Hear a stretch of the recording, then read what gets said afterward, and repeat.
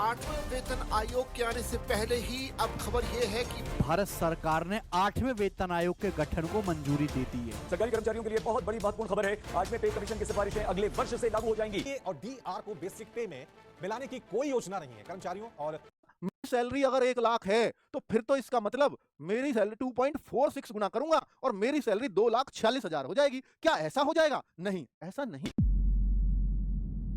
आठवां वेतन आयोग एट्थ पे कमीशन के बारे में सबसे इम्पोर्टेंट चीज तो ये रहेगी कि उसमें जो कमेटी का गठन हुआ है उसके चेयरपर्सन कौन है, उसके 2 मेंबर्स के नाम क्या है। ये करंट अफेयर्स के जरिए भी या आपके आने वाले एग्जाम के पॉइंट ऑफ व्यू से भी देखें तो ये एक इम्पोर्टेंट फैक्ट रहेगा। इसके जो चेयरपर्सन है वो है स्मृति जस्टिस रंजना प्रकाश देसाई और इसके जो मेंबर पार्ट टाइम है वो है प्रोफेसर पुलक घोष और मेंबर जो सेक्रेटरी हैं वो है श्री पंकज जैन। ये तीनों के नाम आपको स्क्रीन पर दिख रहे हैं। ये इंपॉर्टेंट है, आने वाली एग्जाम में डायरेक्ट पूछा जाएगा कि चेयरपर्सन जो एट्थ पे कमीशन की कमेटी गठन हुई थी उसमें कौन थे।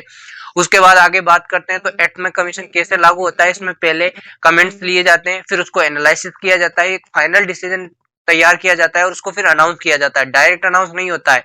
इसके बाद इसमें डीओपीटी के हेड यानी कि हमारे जो प्राइम मिनिस्टर हैं उसके पास ये अनाउंसमेंट जाती है तो वो इस पे चेंजेस भी कर सकते हैं कि क्या चीजें बदलनी है, क्या चीजें ऐड करनी है। उसके बाद कहीं जाके ये अनाउंस होगा।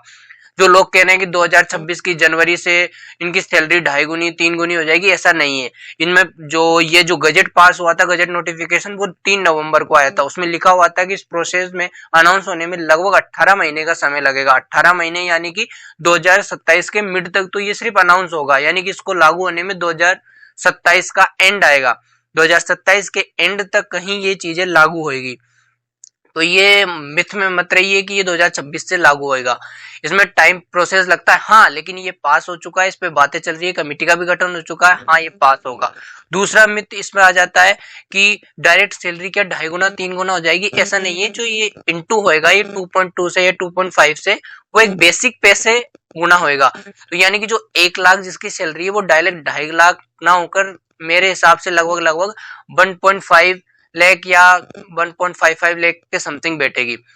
तो और दूसरी चीज इसमें जितना इंपॉर्टेंट ये एट्थ पे कमीशन का टॉपिक उसके लिए है जो कि ज्वाइंट है, गवर्नमेंट ऑफिसर है, क्योंकि उनकी सैलरी तो इंक्रीज होने वाली, उससे कहीं ज्यादा जो ये इंपॉर्टेंट है वो उनके लिए है जो अभी पढ़ रहे हैं, क्योंकि एट्थ पे कमीशन की कमेटी के बारे में उनको जानना जरूरी है। तो इसका पूरा नोटिफिकेशन मैं आपको मेरे जो टेलीग्राम चैनल है उस पर प्रोवाइड कर दूंगा। टेलीग्राम चैनल का लिंक मेरे बायो में है, जाके ज्वाइन कर लीजिए। उसमें मैं और भी पीडीएफ देता रहता हूँ।